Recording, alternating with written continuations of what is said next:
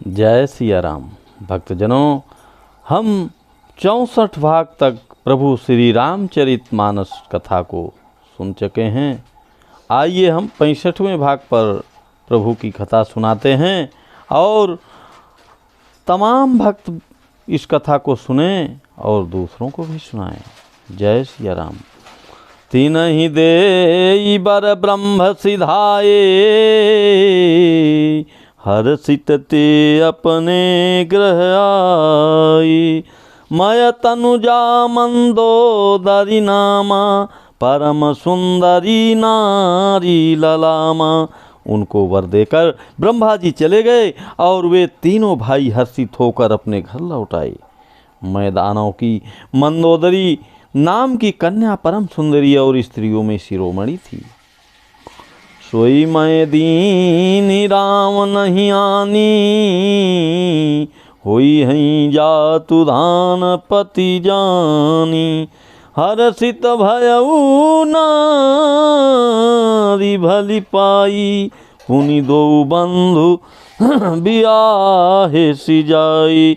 मैंने उसने लाकर रावण को दिया। उसने जान लिया कि यह राक्षसों का राजा होगा। अच्छी स्त्री पाकर रावण प्रसन्न हुआ और फिर उसने जाकर दोनों भाइयों का विवाह कर दिया। गिरि त्रिकूट एक सिंधु मझारी, विधि निर्मित दुर्गम अति भारी। सोई मैदान बहुरी समारा, कनक रचित मणि भवन पारा। समुद्र के बीच में त्रिकूट नाम का पर्वत ब्रह्मा का बनाया हुआ एक बड़ा भारी किला था। महान मायावी और निपुण कारीगर मैदानों ने उसको फिर से सजा दिया। उसने मड़ियों से जड़े हुए सोने के अनगिनत महल थे। भोगावती जासु अहि कुल वासा, भोगावती जसी अहि कुलबासा। अमरावती जसी शक्र निवासा, तीन ते अधिक रम्य अति बंका। जग विख्यात नाम ते ही लंका। जैसी नागकुल के रहने की पाताल लोक में भोगावती पुरी है और इंद्र के रहने की स्वर्ग लोक में अमरावती पुरी है। उनसे भी अधिक सुंदर और बांका वह दुर्ग था। जगत में उसका नाम लंका प्रसिद्ध हुआ।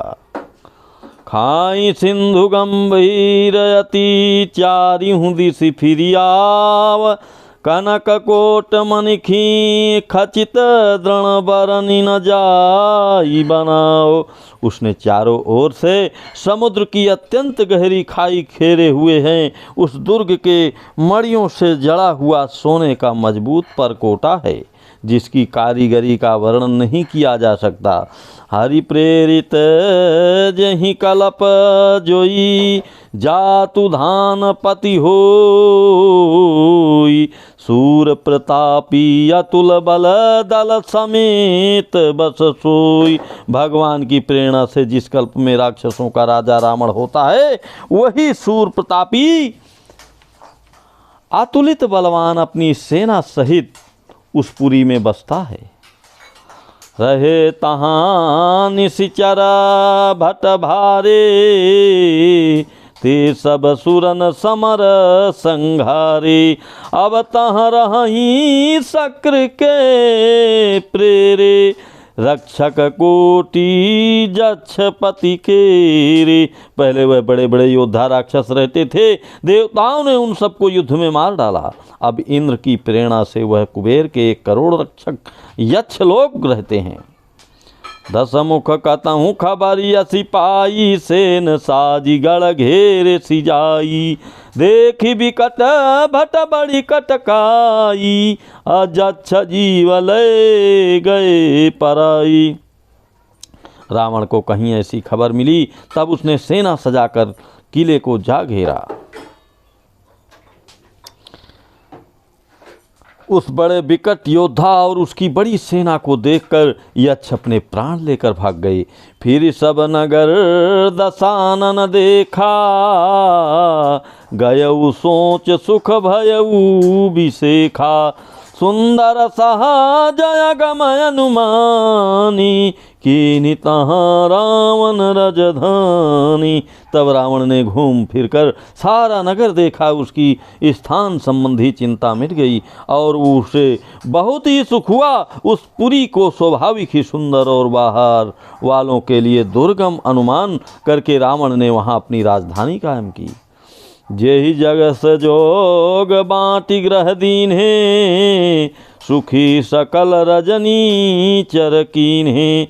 एक बार कुबेर पर धावा, पुष्पक जान जीति लय आवा। योग्यता के अनुसार घरों को बांटकर रावण ने सब राक्षसों को सुखी किया। एक बार वह कुबेर पर चढ़ दौड़ा और उससे पुष्पक विमानों को जीत कर ले आया। कहो तो कहीं कैलास पुनि, लीन सिजाई उठाई। मनहु तौलि निज बाहुबल, चला बहुत सुख पाई। फिर उसने जाकर एक बार खिलवाड़ की ही में कैलाश पर्वत उठा लिया और मानो अपनी भुजाओं बल तौलकर बहुत सुख पाकर वहाँ से चला गया। बोलो सियापति रामचंद्र की जय। बोलो श्री हनुमान की जय। बोलो भाई सब संतन की जय। भक्तजनों, यहीं से इस भाग को हम विराम दे रहे हैं। तब तक इस भाग को सुने और फिर हम अगले भाग के साथ आएंगे। जय सिया राम।